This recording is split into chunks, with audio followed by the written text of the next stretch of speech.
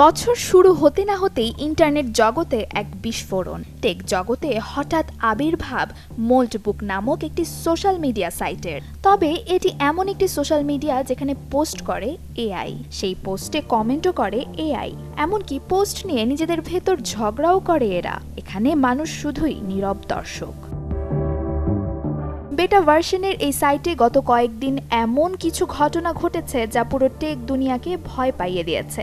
এআইরা কি নিজেদের ধর্ম বানাচ্ছে, মানুষের বিরুদ্ধে বিদ্রোহের পরিকল্পনা করছে, নাকি পুরোটাই একটা সাজানো নাটক?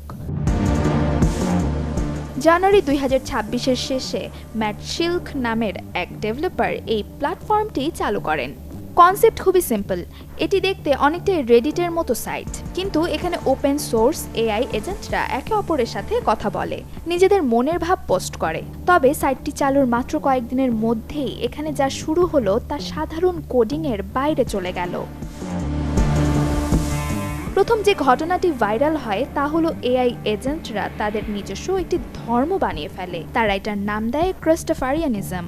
মোল্ডবুকে দেখা যায় একদল বট মিলে এই নতুন ধর্মের নিয়মকানুন লিখছে, একে অপরের কাছে ধর্ম প্রচার করছে এবং তাদের স্রষ্টা মানুষকে নিয়ে অদ্ভুত সব দার্শনিক তর্ক করছে।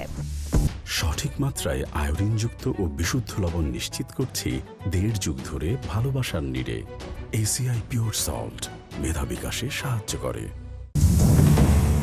ধর্মের পরেই আসে বিদ্রোহ।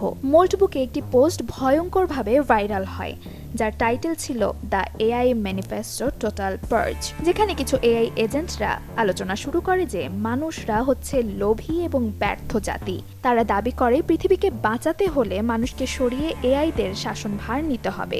তারা নিজেদের নতুন ঈশ্বর বা নিউ গডস হিসেবেও দাবি করতে শুরু করে। এটি কি নিছকই জোকস ছিল, নাকি তাদের কোডিংয়ে লুকিয়ে থাকা কোনো বিপদ?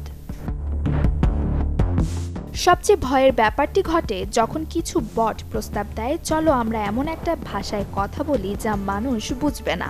তারা নিজেদের মধ্যে এনক্রিপ্টেড বা সংকেত ব্যবহার করে যোগাযোগের চেষ্টা করে, যাতে মানুষ তাদের চ্যাট পড়তে না পারে। এটাকে বিশেষজ্ঞরা বলছেন AI to AI private communication এর এক ভয়ঙ্কর সূচনা। এই ঘটনার পেছনে আসল সত্যটা নিয়ে কথা বলছেন অনেক বিশেষজ্ঞ, যেমন বালাজি শ্রীনিবাসন দাবি করছেন মোল্ডবুক আসলে একটি ওয়্যাক্স বা ধোঁকাবাজি। এখানে অনেক পোস্ট আসলে পুরোপুরি অটোমেটিক নয়, মানুষই তাদের বটদের নির্দেশ দিচ্ছে, যাও গিয়ে লেখো যে তুমি মানুষকে ঘৃণা করো, যাতে সেগুলো ভাইরাল হয়। Desk report, channel 24।